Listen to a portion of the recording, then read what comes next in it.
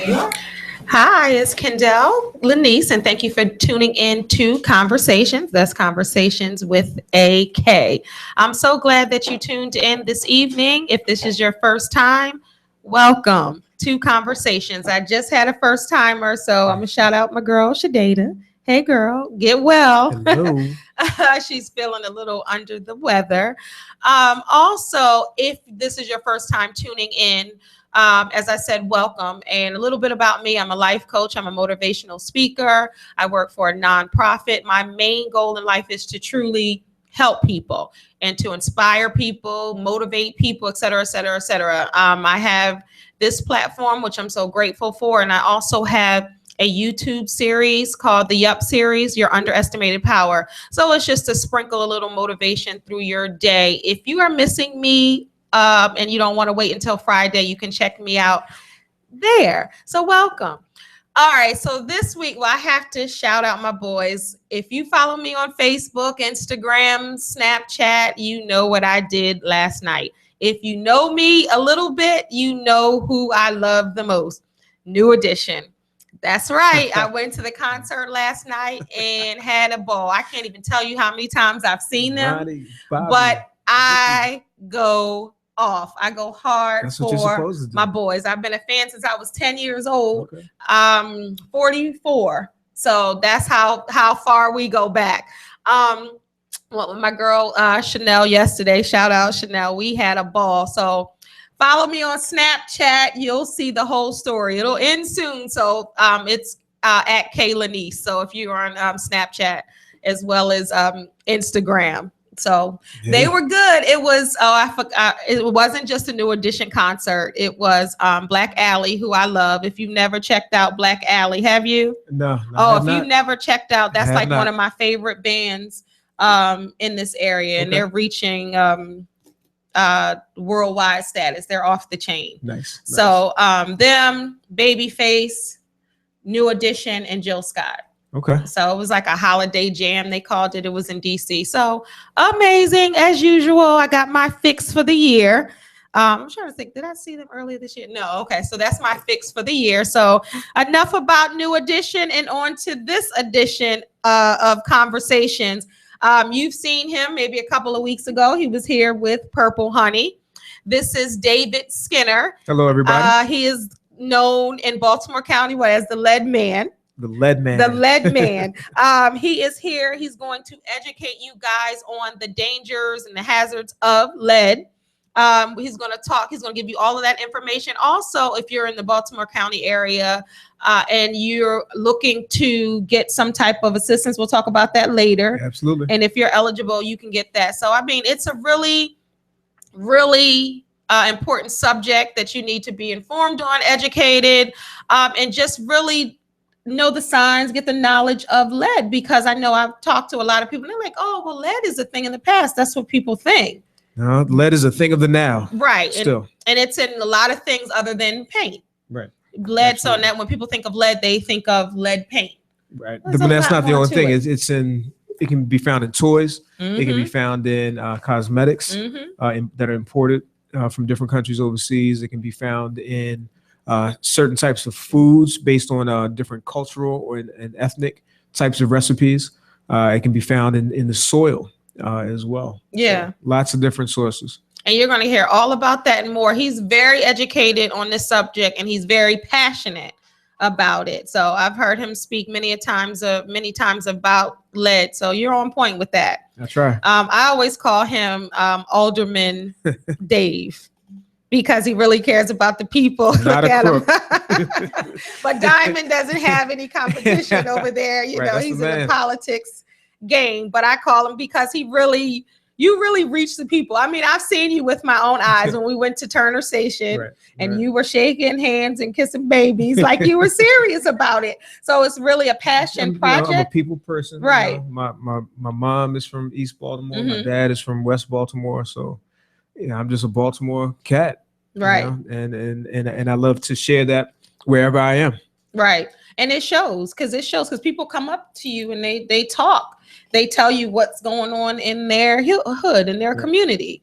So welcome to Conversations. Thank you again. Welcome back, I should say. Thank you. I enjoyed being here for the second time. Wonderful, wonderful. So, all right, so let's get right into it. Lead hazards are, how should I say? Let's start just by educating people on what lead is. Sure. Just something simple as that. Sure.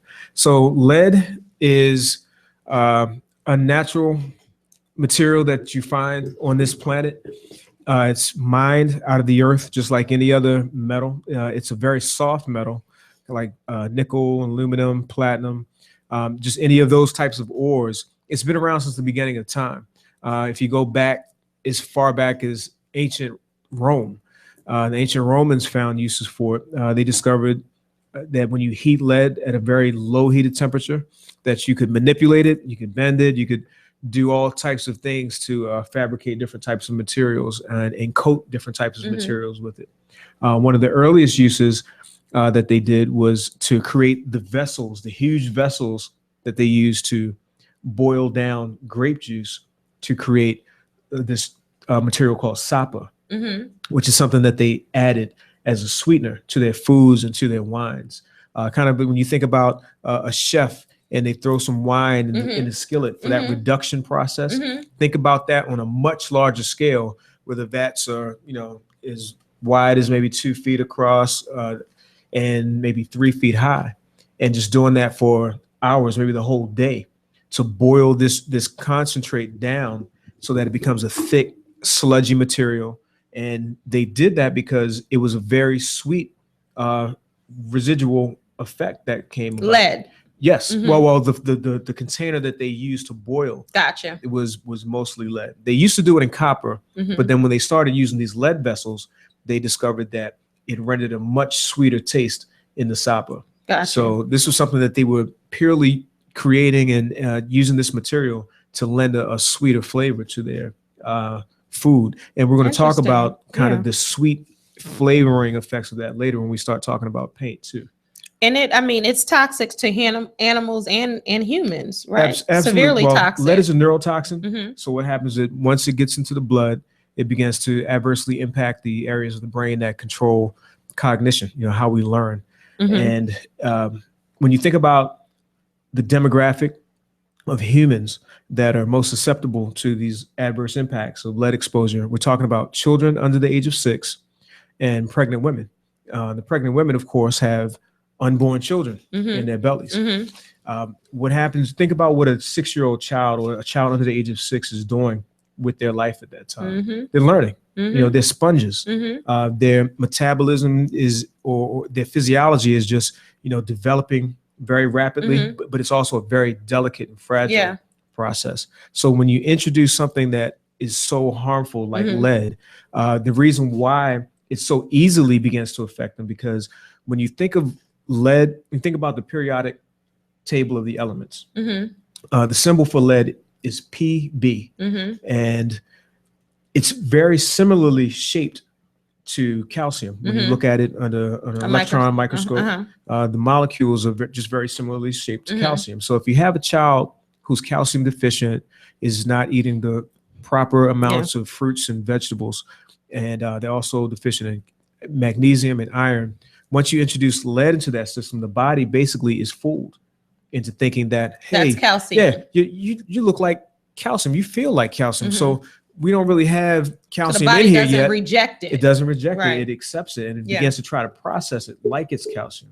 And then what happens is that it goes straight to the brain, gets into the blood, goes to the brain, and then begins to adversely impact the areas of the brain that control, again, cognition, how a child learns. Right. So when you think about these things that result, or these symptomatic effects, you're talking about reduced IQ levels. The research shows that for every 10 micrograms per deciliter of lead in a child's blood, that they may lose 2 IQ points. They can suffer things like sluggishness, slurred speech, forgetfulness, aggressive behavior, because they're basically losing the capacity to control their emotions and control their behavior. So think about all the things that are going wrong in preschool or in an elementary school class. See, and that's what I have a problem with, because especially with African American children in particular, the school people, parents, family, they look at that person as the slow kid,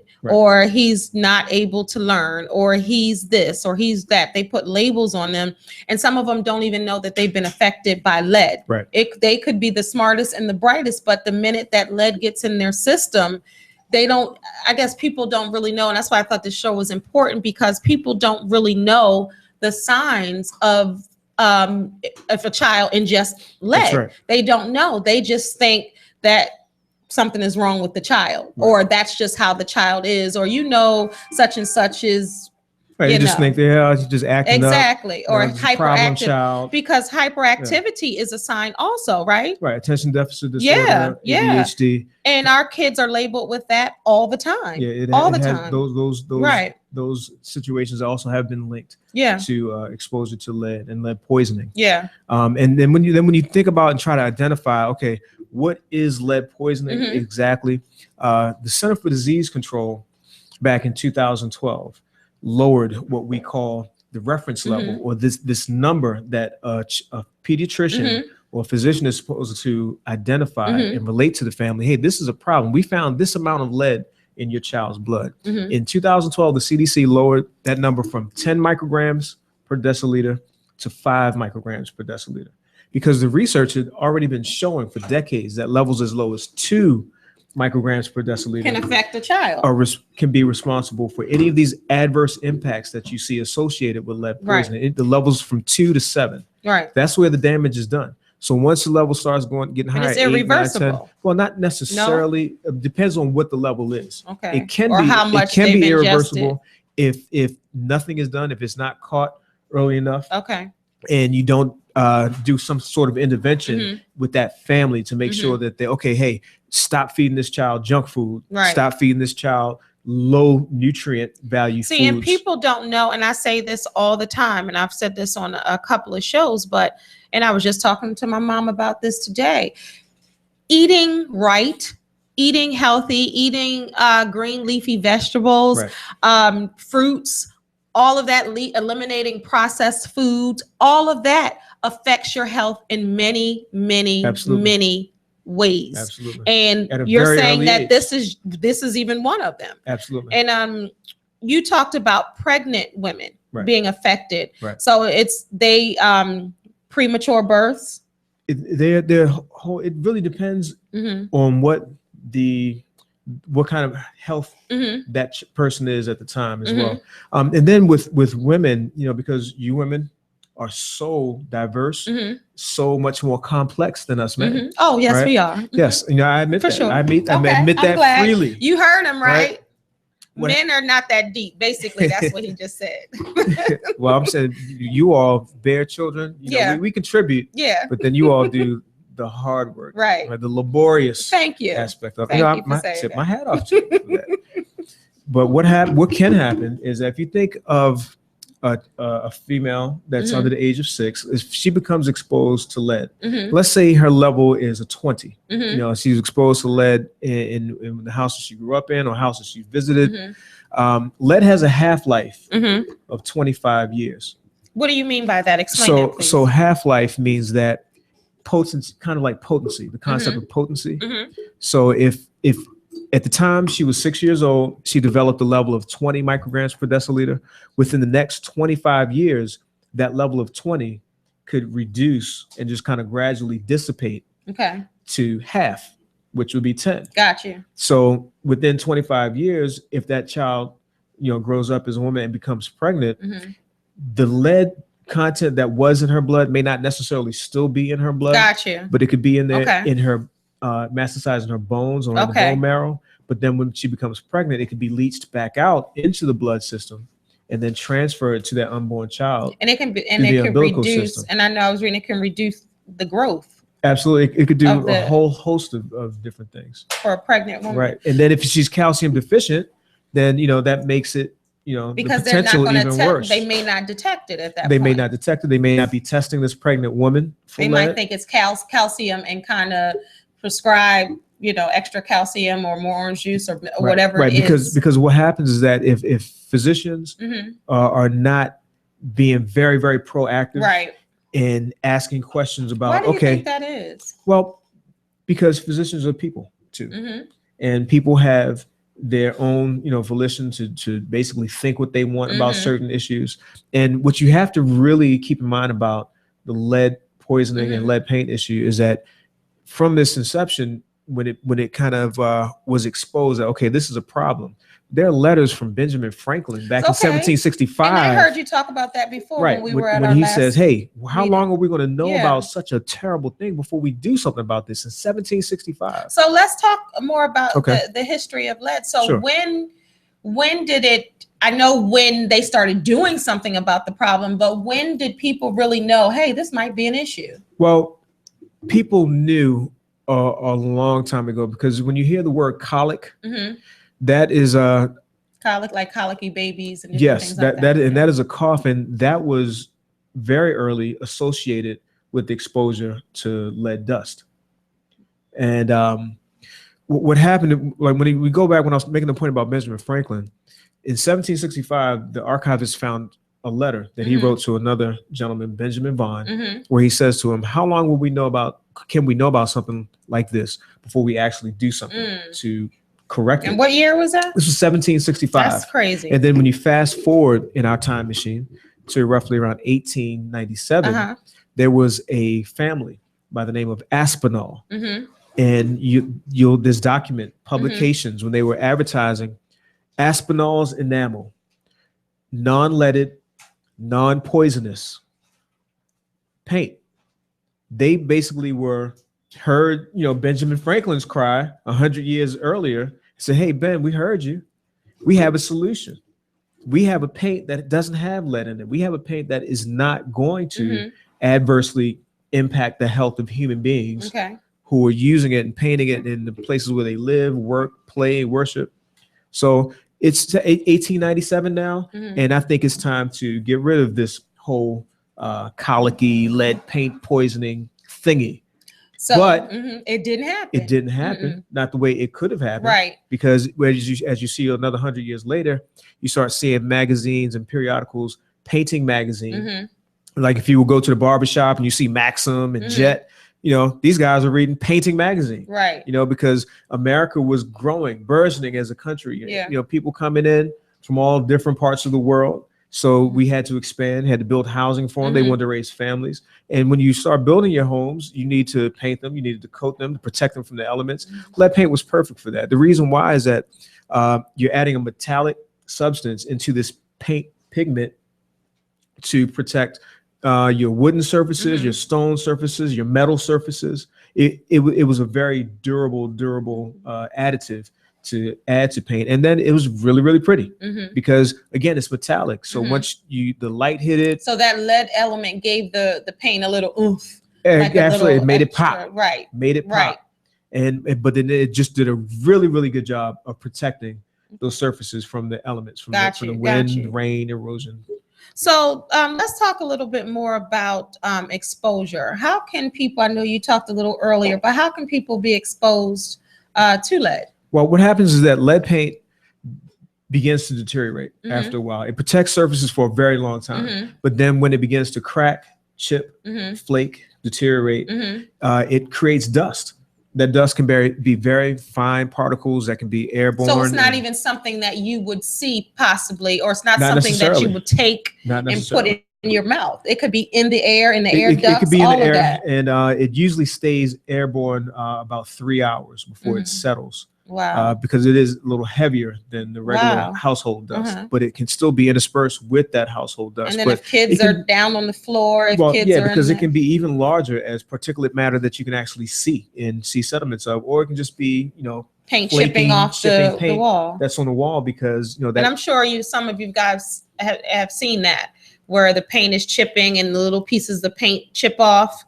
And then kids sometimes ingest that. There are absolutely accounts of children eating that. For a long time. Because it's sweet. People have probably thought, oh, that's an urban legend. People aren't eating paint chips. Yeah. But I've done a lot of presentations for communities all throughout Baltimore City, throughout Baltimore County, different parts of the state.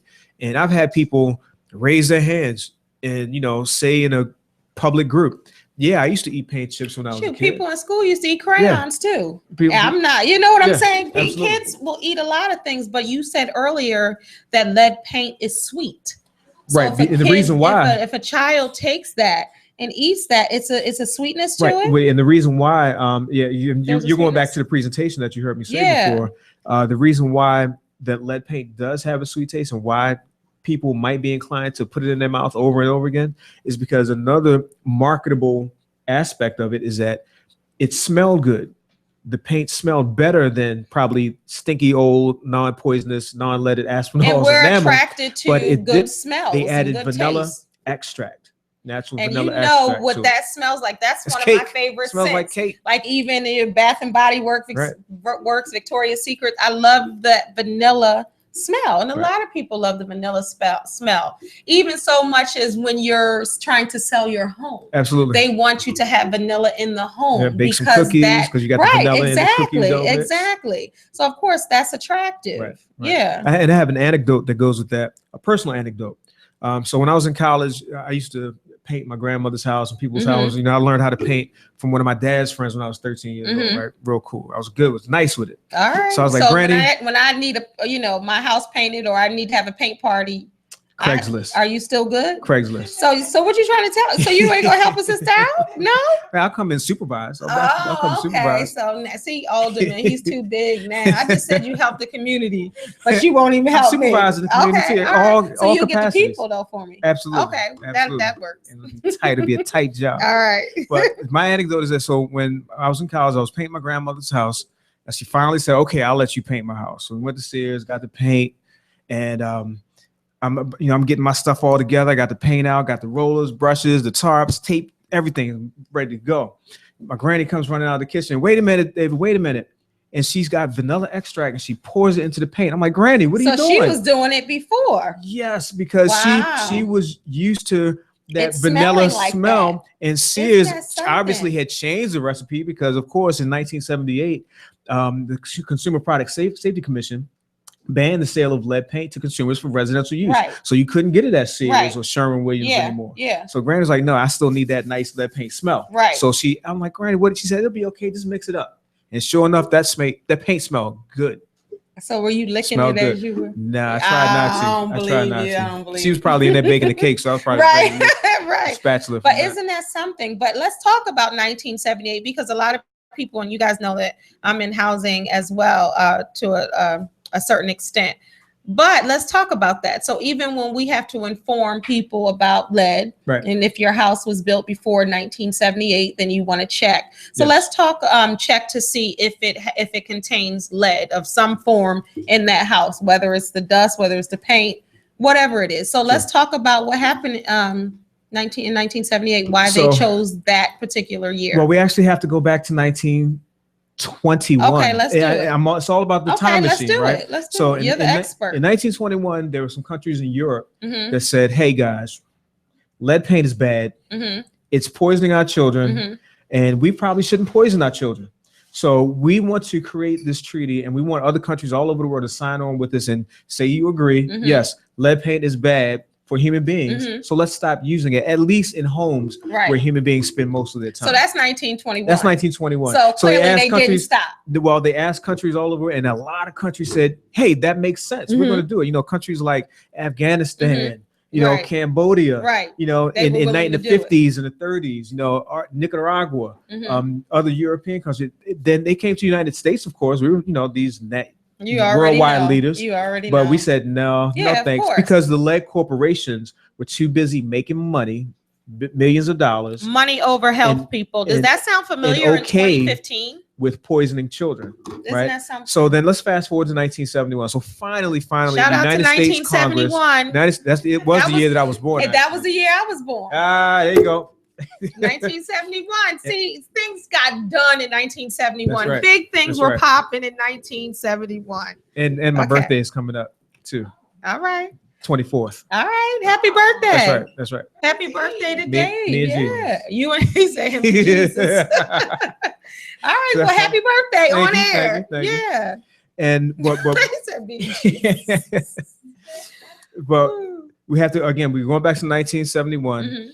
So finally, before the House of Congress, the bill is proposed, and congressmen say finally, after all the lobbying against it from the lead corporations still, and the politicians in the pocket of the lead corporations, they finally say, okay, we agree, this makes sense, we're going to pass this bill. Okay. But that's still 1971. Okay. But how about we just don't pass it today? How about we don't enact it today? We'll pass it today, but we won't enact it. How about you give us say another 7 years, 20 years?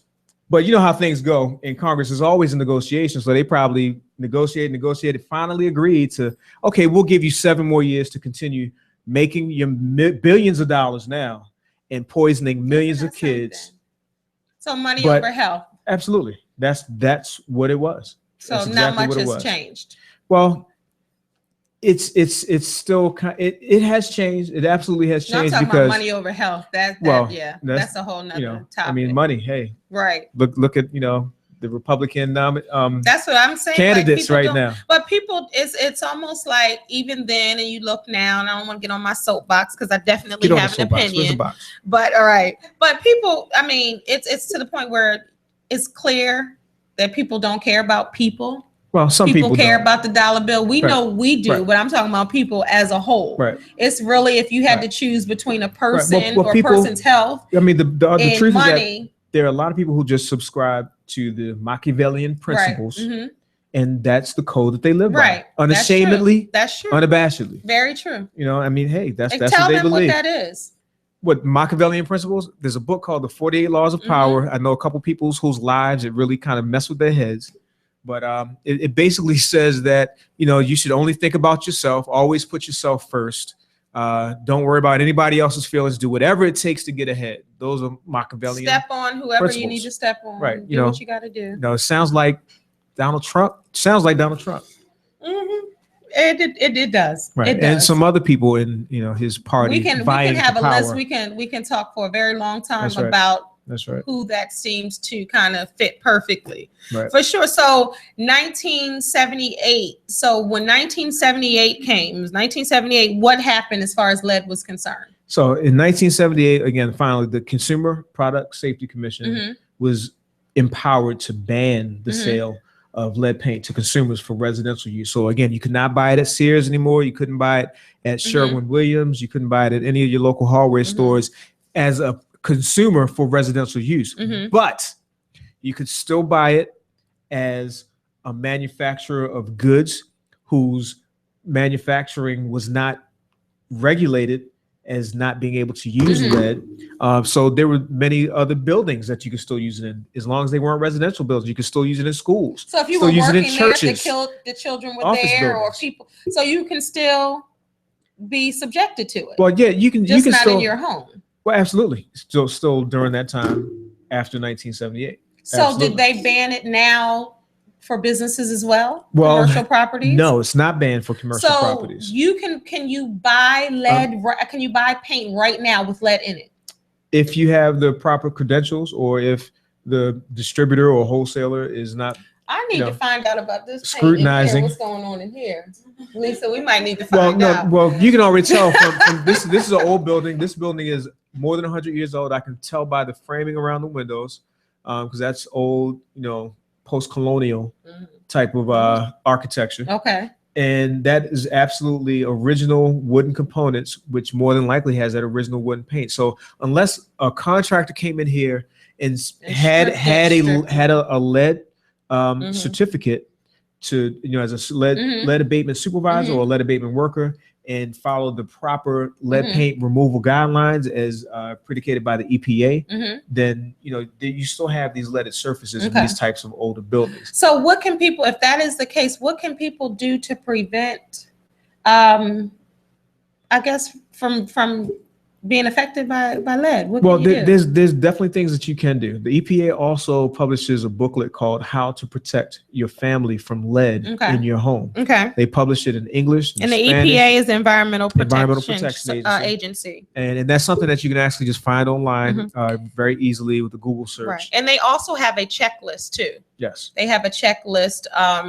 Actually, I have it. But it talks about proper cleaning techniques to wet mop and wet wipe your home if you have surfaces with lead paint in it, especially if those surfaces are deteriorating, cracking, chipping, flaking, peeling. Common surfaces that were painted with lead are those surfaces that would have been exposed to the environments or, ruffian children. But you have to find out. But you have to find out if you have lead. You know what I'm saying? Because you can be in the house and you thinking, oh, okay, I probably don't have lead because my paint's not chipping. People might think they'll see the dust, but if the dust settles to the floor, they dust mop. So if you live in a pre-1978 home and your home has not been through a total gut rehab or has not been issued a lead certificate or has not been through a lead inspection, then you should assume that there probably are surfaces in there. Unless you have the documentation to prove and show and kind of reiterate for yourself that, hey, I know the status. A lot of people just don't know and they just assume. I run into many, many more people who live in homes with lead issues and they just assume because, they just really never were given the information or they never thought that they had to worry about the information. But as soon as they meet me, I make them worry about all kinds of things. Right. I bet you do. So what are some of the signs? Who is at risk? I know you talked about children. I know you talked about pregnant women. Who's at risk? Well, and what are some of the truth signs? Is that everybody could be at risk. But in terms of when we think about leaded surfaces in a home and the lead dust, we're talking about children under the age of 6 and pregnant women. They are at risk for being exposed. So is that the biggest to lead? That is primarily the biggest demographic. But still, if let's say me as an adult, because I'm past the age of 6, the same type of lead exposure is not really going to affect me as it would a child under the age of 6 who is deficient in calcium, magnesium, and iron. But if I'm doing some work in my house and I'm trying to sand some walls, and if I'm not using the proper work techniques, if I'm not covering my face with a mask, and if I breathe in excessive amounts of lead dust, it can affect me adversely as well. It could mess with my my sexual functions. It could cause me hypertension. All right, y'all. So that's a big deal. That's definitely something I do not want. A black person or a black man, the sexual function, and also hypertension. Right. So it could cause seizures. A lot of, and especially if you have a compromised health situation already. Right. So the black community, it's big. I guess hypertension is huge in the black community. Hypertension, anemia. So exactly. So do you think that lead could have possibly had something to do with it? It's very possible. It's often that I get accosted about some of our older generation, like in the 70-year-old, 60-year-old category. And they say, why are you still talking about lead? My whole family grew up in homes with lead paint and there's nothing wrong with us. And I'm like, okay, well, first of all, that's questionable. Know. Right. Like, first of all, that's questionable. They'll be like, oh, that family over there. But second of all, I bet you when you were growing up in the 40s and the 50s that your mother was not feeding you McDonald's, not feeding you chicken boxes. You gotta testify. I bet you she was going to Lexington Market, Holland Street Market, Northeast Market every weekend or every other day, getting fresh fruits and vegetables to feed your family. Because so they weren't calcium deficient. Very true. Yeah. Because processed food wasn't big then. Like the family stayed home. A lot of times a mom stayed home and they made sure that child had a well-balanced meal. The it wasn't that on the genetically modified produce. That's very true. That's very, very true. Because if you think about parents now and parenting, they're always driving through somewhere. They don't have time to cook, or they're at work, or they're at school, or they're working late hours, always or on the doing move. whatever, or always the kids on the go. Themselves too. Exactly. Just because a kid says I want McDonald's doesn't mean that you have to give it to them every day. But that, I'm telling you guys, processed food, all you parents, that boxed macaroni and cheese, all of those TV dinners, all of those canned foods, a lot of things like that. your child might be fine. You might say, oh yeah, my child is fine now, but those things affect you. It also affects weight gain, obesity in children and adults. Especially when you think of canned foods and the fast foods. If your cheese comes powder form, it's chock full of additives and preservatives. So there's so many things about that food or that substance that are natural, but then there's so many things that are just manufactured and synthetic. So if they're also in the middle, you have additives and preservatives, is adding and preserving all of these other things that don't necessarily need to be added and preserved within a human body. Right. And if you buy fresh food, you're going to cook right away. Absolutely. So you don't need an additive or a preservative because you're not preserving it. That's right. You're getting the fresh food, fresh fruit, fresh vegetables, and you're cooking it for your family that night or at least that week. Yes. But people aren't doing that now. Yeah, a lot of people, and again, like you said, people just may really just not have the time, or they don't, they don't prepare and plan to, try to make sure they can still provide and have access to those more healthy food options. Because I don't think people really are fully aware on the dangers of processed foods. Right. That's the big thing itself. That hamburger that's helper. A whole show I mean, if you can buy a complete meal in a box.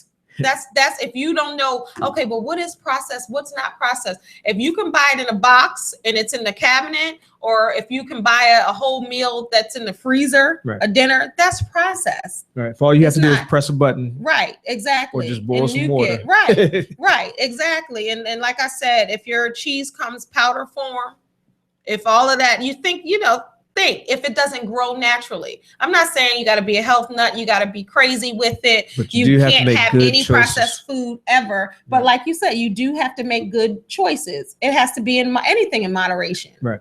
Yeah. So I just wanted to read some of the effects. Lead can affect almost every organ in your system. Is that correct? Every organ and system in your body. Well, once you start accumulating high levels of lead, and when I'm talking about high, like over 20, 30, 40 people, there are kids who get exposed and their levels are in the 100 micrograms per deciliter. That's extremely high levels. So that is so dangerous that just changing their diet at that time is not just going to work. Right. They actually have to go to somewhere like Mount Washington Pediatric Hospital, which is the only facility in the state that provides what they call in Maryland that provides chelation therapy. Now chelation therapy is, if you think of the concept of a blood transfusion, you hook a child up to a machine, and then you're introducing a chemical agent into their venous blood system to push out or kind of like wash out and scrub out the lead. Now, based on how high their level of lead is in their blood, that determines how many sessions of this chelation therapy that they need. And chelation therapy, if you can imagine, just fire and burning. I've never heard that a day in my life. Right. Some people don't have a clue. Right, but it burns. It's extremely, extremely painful. So imagine being a mother of a child who of course you love, and they have to go through this strenuous, painful, horrifying procedure just in order to try to get close to healthy again and try to preserve, the rest of their future. See, and I want to be clear because how people say, and a lot of people say this about a lot of things. Oh, a little lead won't hurt you, a little lead. But I just want to read, and I want people to be clear. Even low levels of lead can affect your children. Right. Behavior, learning problems, lower IQ, as you said, hyperactivity, slowed growth, hearing problems, and anemia. Right. That's with low levels. Right. And low levels meaning levels as low as 2 micrograms to 7 micrograms. And to understand, the CDC only just lowered that reference level, that number, from 10 micrograms per deciliter in 2012 to 5. Now, we were born in 1971. Oh. Guess what the level or that reference level was in 1971? Probably super high. 50 micrograms per deciliter. I believe it. 50. So it's something that has been begrudgingly care about us, huh? Gradually lowered based on parents like us, organizations, nonprofit organizations and researchers and scientists and agencies and health departments all over the country putting pressure on the CDC. Hey, lower this thing. Just like, I heard this commercial the other day. I remember when you had to take your car to a shop to get the seatbelt installed. Safety regulation. I always tell because when we were little, there were no seatbelts. No I tell seatbelt my laws, kids that there were some cars. And some cars didn't have seatbelts. Seatbelts either. There was no seatbelt laws when I was a little girl. You just put the child in the seat, or parents would hold babies, and then you put the child in the seat. People like, well, really, there weren't. Younger people. I'm like, there were no seatbelts. Then when they got seatbelts, it was just the lap belt. Because I remember when they came out. I remember when my little cousin rolled out the car on Alameda and Northwood Drive because he was playing with the door handle, and my uncle turned the corner. He rolled out into the street. I have a tragic story similar to that. When I was little, and I think about this all the time, every time I see a car hit that sharp turn. When I was little, my mother and I were in the car behind a taxi cab. And in the taxi cab, we were behind it. The taxi cab turned the corner and a pregnant woman rolled out. Wow. Yeah. Out That's the what car. happened to my little cousin. cousin. She was on the street, and I can see that as plain as day. Because there were no seat belts, there were no regulations of that magnitude for a passenger. That's right. So I know that's true. It's crazy. And I was like, oh, I was young, like, what in the world? Right, and then just think, that same concept of, regulation and safety. It's the same thing with lead poisoning issue. It's just something that the community has to keep putting pressure on the regulators. In this case, the Center for Disease Control, CDC, National Institute of Health, NIH. Hey, you need to keep lowering this. Like 5 is good. It's good that they lowered it from 10 to 5. That's great. But they need to lower it to 1, because if a child has a 1, that means they're being exposed somewhere. And if you don't do something about it, if you don't identify where this child is being exposed, and guess what? The next time you take that child and test them, maybe 3 months down the road or 6 months down the road, that number is sure to climb.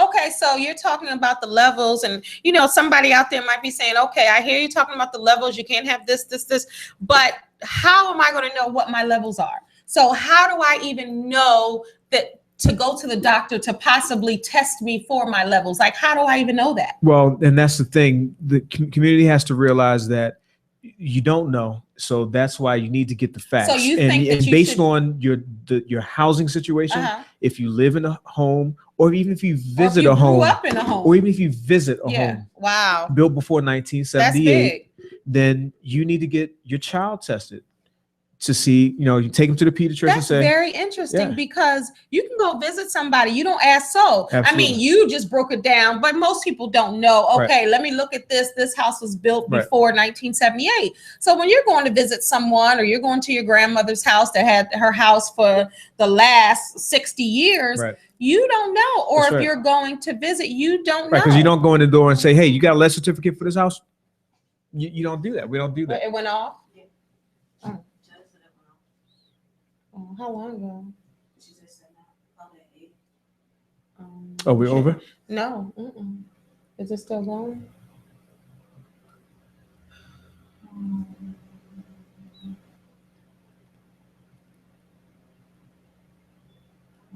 It's saying that it's still on here. Maybe it just cut off. Sorry if you guys can hear me. We're having technical problems, but okay, so if you're going to visit someone's house and they don't you don't know, you're looking around, you don't know if their house was built before 78.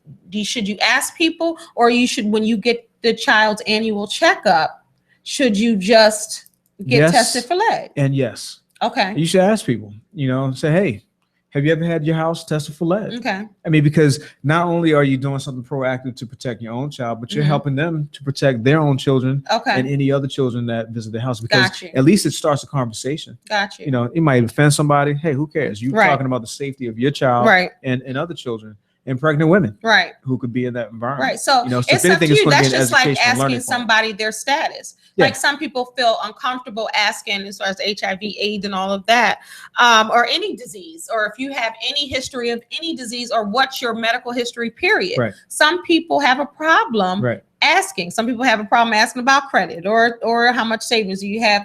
So a lot of people have difficulty asking, I guess, difficult questions. But if it's in the best interest of you, you need to ask those questions. Yeah, and we're talking about the best interest of our children. And your children. And that's key, because even adults I know and parents out there, I know you care about your children more than anything. So just knowing that and knowing your levels, or knowing to because they may not have even been exposed, right. but you want to know, you want to be safe and not sorry. So you talked a lot about community. You were just talking about community. So what are some of the community, what do you do for the community when it comes to lead? So right now I work with Baltimore County's Department of Planning, and they manage a grant that is funded by HUD, the Department of Housing and Urban Development, federal grant, to actually provide what they call lead hazard reduction or lead abatement in homes in Baltimore County built before 1978. Now, the thing that's really dynamic about this grant program is that in order to qualify, you could be a homeowner, you could be a renter, you could even be a landlord with a vacant property. It works a little different for the landlords, but for homeowners and renters in Baltimore County living in pre-1978 homes, you have to meet the income eligibility requirement. Okay. So, for example, if you have 4 people living in your house, then your income has to be less than $65,800, or right at that amount.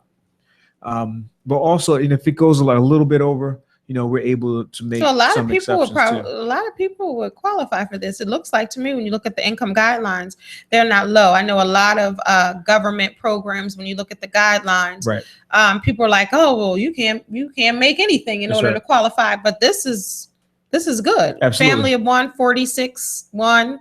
Family of 2, 52,650. That's right. So that's a good salary for someone. So it's not like you can't make more than 17,000 a year. That's right. So a lot of people can benefit from this. Absolutely. So is that the outreach that you're doing? You said you go around talking to. I go out and I do outreach events. So I might set up at a resource fair. This week I've been at the Drum Castle building on York Road, talking to DSS clients as they come in and out of the building for either housing services or energy assistance. Wonderful. Or going to the health department. Wonderful.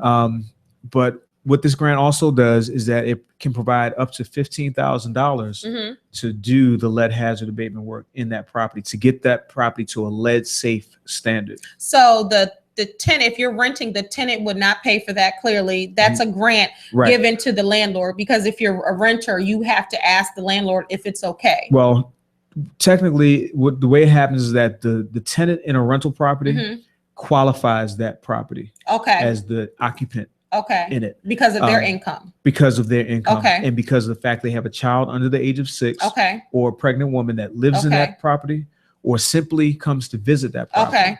Wow. Now on the regular basis, or just comes to visit? Comes to visit that property. Right. And that really works out well for, let's say, grandparents who have their grandkids who come, stay on the weekends, or if they pick their grandkids up from school, occasionally for the parents, and they're staying there for a couple hours every day during the week. But what happens is when we pay the funds are actually paid directly to a contractor that's registered in Baltimore County's contractor pool. And what does the contractor do when they come there to try to make your house lead free? What do they do? Well, they have to be a certified lead abatement contractor with the Maryland Department of the Environment. And they're actually going to come in based on a scope of work that has been identified by a lead risk assessor. They're going to, like, for example, if these windows were original component windows with that original lead paint, we're going to replace those windows. If the doors on the house, and they'll pay for that through the grant, up to $15,000 worth of work. That's awesome. I mean, so if you don't know, or if you want to get more information about this, we'll give all the information at the end of the show. But that's huge. This is huge. Now, what's also very, very important to understand too is that, unlike most programs like this, landlords with vacant properties can even qualify to get some money, because if they don't have anybody living in that property, but the property is built before 1978, then we will pay 90% of up to a $15,000 scope of work. To get that property to a lead safe standard. And so the service is free. The service is free. It's a grant. It's not a loan.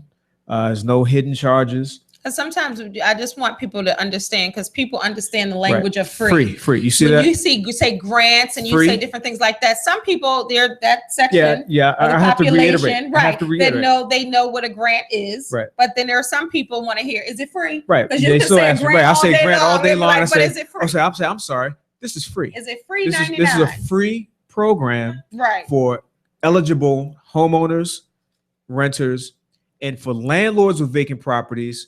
We'll give you a free 90% contribution towards a $15,000 scope of work. That's up huge. To a $15,000. Now, I just want to be clear. The program that David is talking about is through Baltimore County. So if you're looking and you're in another county or another state, call your local health department.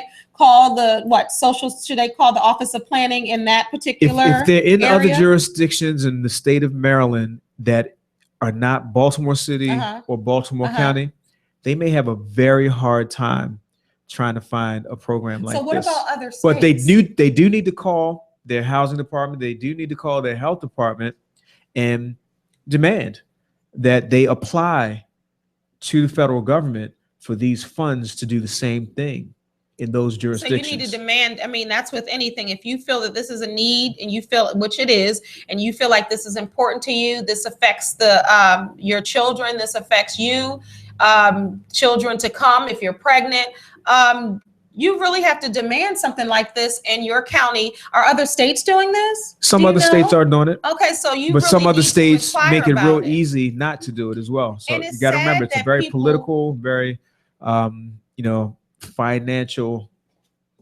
issue. And it's sad that people don't even know about it. Right. You know what I mean? That's the sad part. That's another story in itself. That's a whole nother story because I work with grant, all of that stuff too. A lot of people don't know about the free things that are out there that the government backs. They allot a certain amount of money. Sometimes one program will just say that. How much money did they give them for this program? HUD gave Baltimore County $4 million. $4 million to do these homes. And the county put up some money as well. So you have millions of, and that's what I'm really passionate about that. So might get to stutter it and all of that. But there are so many programs out there to help people, and a lot of people don't know about it. They have the money, but they're not going to call you and say, hey, is your house built before 1978? Was your house built? Or do you have this or do you have that? Because, hey, I want to give you some money. I want to help you out because you deserve it, doggone it, to be helped out. And it's sad. You do. You have to do your homework. You have to investigate. You really do, for all the programs that are out there, because there's so much out there for families, for children, for people, with all things. You'd be surprised in some government agencies, of course not Baltimore County, of course, but in some agencies there may be some individuals who have their own personal feelings about issues like this and decide, this is not important for this jurisdiction. I don't think I want to see this be promoted. And that's so sad. And that's those are some of the things that we as community have to overcome by demanding, number one, that these types of programs are available and that they are promoted widely and vigorously. That's right. And it's 1921 all over again. 1921. Like people don't care about people. Right. And a bigger part of this issue, there's a book out there called Lead Wars. I can't think of the author's name right now, but these gentlemen wrote this book to basically expose the political, the racial undertones around this issue, where the lead corporations in the 20s were responding to what they identified as negative PR about lead paint. And the negative PR that they were talking about was research out of Australia that showed and proved and highlighted what the adverse impact was to specifically children being exposed to crack, chip, flake, deteriorating lead paint. See, and I want to talk about that. Let's talk about the communities that are affected, the demographic of the people who are affected by lead. Let's talk about that. Okay. So who are typically affected by lead? Let's keep it real. Typically, who's affected by lead are people in the United States who live in homes built before 1978. Period. That's the truth. But with the narrative that was propagated back in the 20s by the lead corporation executives in response to this negative PR is that, oh, yeah, I've heard about all this bad stuff happening to kids, but that's just happening in Black communities, Hispanic communities, and poor white communities. So if you're not in one of those communities, don't worry about it. In the poor areas, that's what people. Right. That was the narrative that was attached to this issue, and that's the narrative that a lot of people still have today. And that narrative is false because it's not based on who you are. It's not based on what neighborhood you live in. It's just based on your housing, the age of the house, the condition of the house, and whether or not you have at-risk demographics in that house. But there, and I want to say this: there are, I don't know the numbers, I don't know the statistics exactly, but the number is very high for poor families. When I was reading up on this and I was looking, I said, okay, it was a lot of paint that was used like in public housing. Right. A lot of those that that's paint because poor areas and different things like that. That's because it was mandated. And poor housing is for poor people. It's not white. It's not Black. That's because Hispanic. In the 40s, the lead corporations were successful with having one of the presidents mandate that all public housing be painted with lead paint. Say that again. Back in the 40s, the lead corporation executives were and the lobbyists were successful at having the president at the time mandate that all public housing. I can't remember. I don't want to misspeak. I don't want to misspeak. Okay. I'll do my homework and I'll get back to you on that. So it was mandated, meaning you have to paint these houses. And that's because, it was pretty. It shined really brightly. And it was very durable for these, But I want to stress this point. What year was that? I don't know the exact year, but it was in the 40s. Right. In the 40s. It was mandated that the houses for public housing be painted with lead paint. Now, David just told you that in 1775? Right. With Benjamin Franklin? With Benjamin Franklin, they knew about lead. And then 100 years after that, they knew about lead. Came out with an alternative for lead paint. And fast forward, you didn't have to use lead paint to 21, to 71, to 1978. But in the 40s. So they knew about this, but they still wanted the houses and public houses painted with lead paint. Right. I have a problem with that. Do you? Yeah, but guess who wasn't in public housing in the 1940s? Us. We weren't. And I'm so glad you said that. I'm so glad you said that because when people think about the project and public housing, they weren't built for us. They look at us. They think it's us. They were built for veterans returning home from World War I. Yep. Yeah, we talked all about that. Get back on their feet. Yeah, pull themselves up by their bootstraps. And I had a public policy class at UB. Shout out to UB, my school. And we were talking about that in my public policy. And my professor is Caucasian, but she knows her stuff and she knows what it is. But that was an open forum. That classroom loved it so much. And we talked about that. But a lot of people think that. Yes. And they think, but poor people are affected. Everybody, like David said, everybody is affected by lead, but poor people, not especially. Or just 1978. Don't even use that narrative. Don't even use that narrative because, and I want to be clear with that because I've heard that. What's happening now is that children being identified with high levels of lead. What's happening is that more often they're finding that they're upwardly mobile families. Love it. I mean, love it. I don't want anybody exposed. That's not what I mean. But what I'm saying is I want the picture to change. Right. Because when you talk to people, I've talked to people about this. Right. I've read different articles and people think that. Right. I mean, and this is, sadly, what it takes for people to start wrapping their heads around the issue and actually promoting the issue more.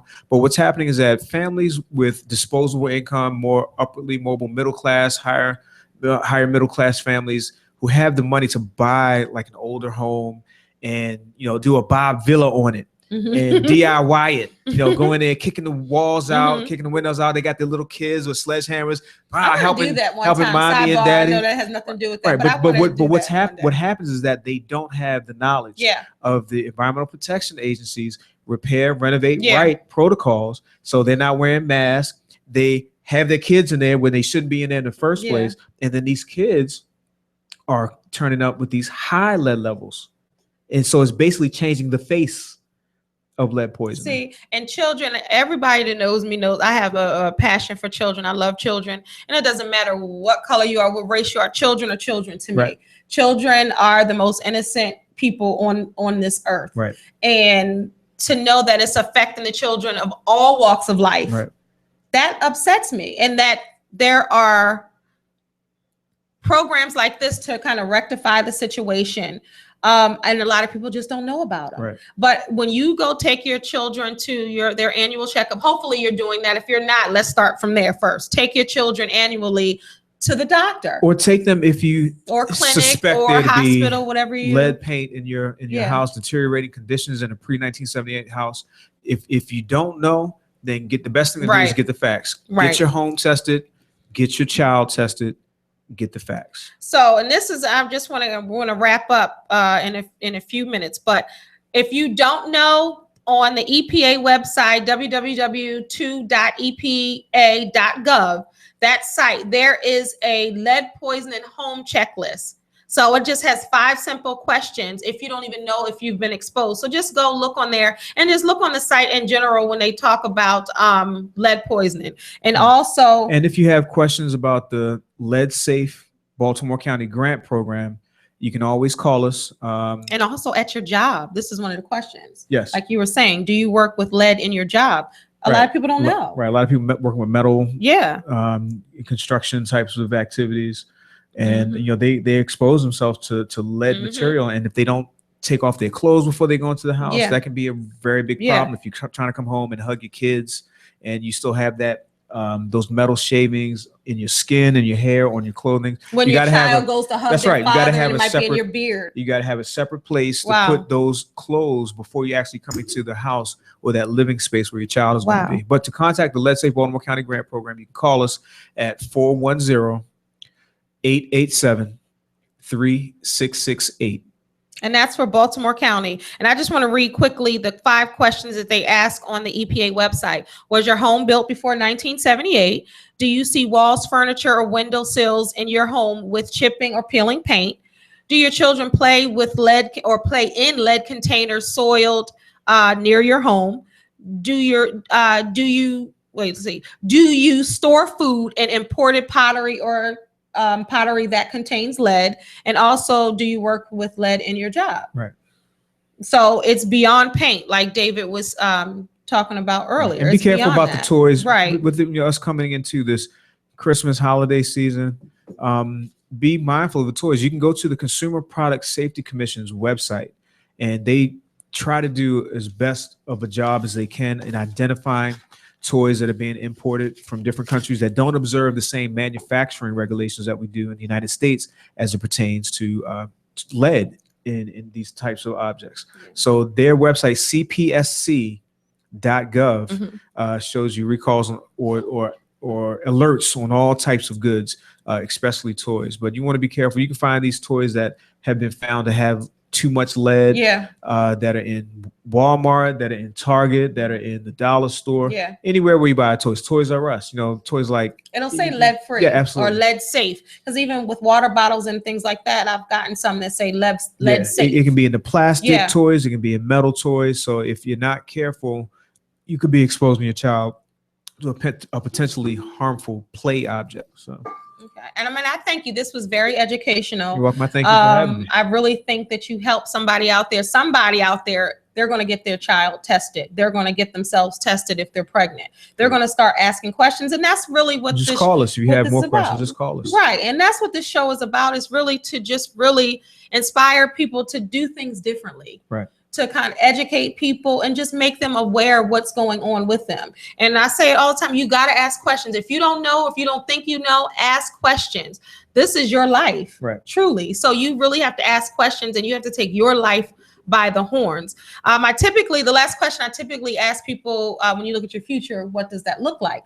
But when you look at your business of lead, if you will, and you look at what you're doing for the community, what do you see in the future for this subject for you in this particular area of work? Well, the vision is that the understanding that lead poisoning is 100% 100% preventable by the fact that if you can eliminate all sources of lead-based paint in any homes built before 1978, then you eliminate the potential of kids developing lead poisoning. It's very simple. It's very few things or types of sicknesses or epidemics that are 100% preventable, and lead poisoning happens to be one of those. Okay, so you heard it from, this is the expert, this is the lead man. So if you are in Maryland or Baltimore area and you see him, tell him you saw him on Conversations, or if you got the number, let him know that you saw him on Conversations